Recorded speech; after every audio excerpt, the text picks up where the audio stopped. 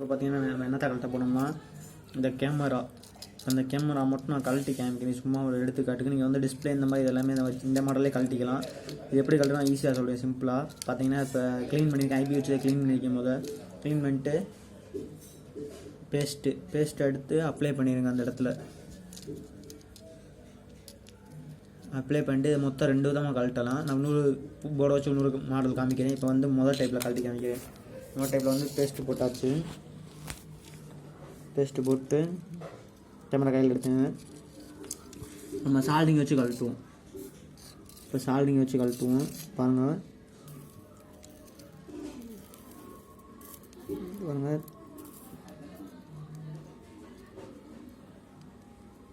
கொஞ்சம் கஷ்டம்தான் இது சால்டிங் வச்சு கழட்டுறப்ப.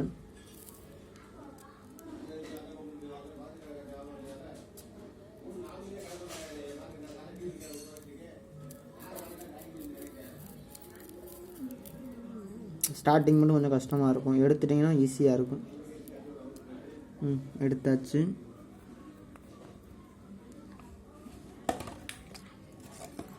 பாருங்கள் எடுத்துட்டேன், எந்த ஒரு டேமேஜ் இல்லாமல் எடுத்துட்டேன்.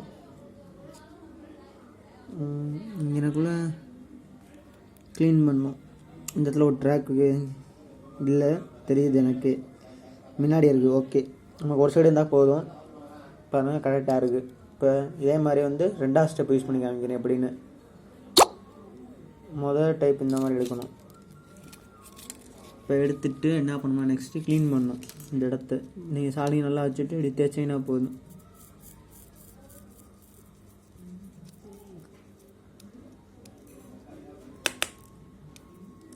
எனக்குள்ள ஒட்டி இருக்குது. ஓகே, இதுக்கு பார்த்தீங்கன்னா அந்த பாத்திரம் வளர்க்க ப்ரெஷ் இருக்கும். ப்ரெஷ் நான் யூஸ் பண்ணிக்கிறேன், எனக்கு இது கம்ஃபர்டபுளாக இருக்குது, நான் அதனால் இதை யூஸ் பண்ணிக்கிறேன். நீங்கள் வந்து வேறு எதுவும் யூஸ் பண்ணிக்கலாம் உங்களுக்கு பிடிச்ச மாதிரி.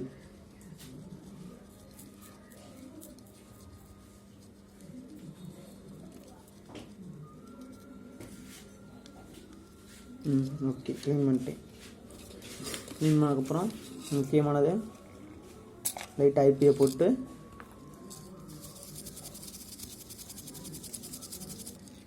க்ளீன் பண்ணிங்கன்னா போதும். சூப்பராக இருக்கும் பார்க்கறது, பளிச்சுன்னு நாங்கள் நீட்டாக இருக்கும்.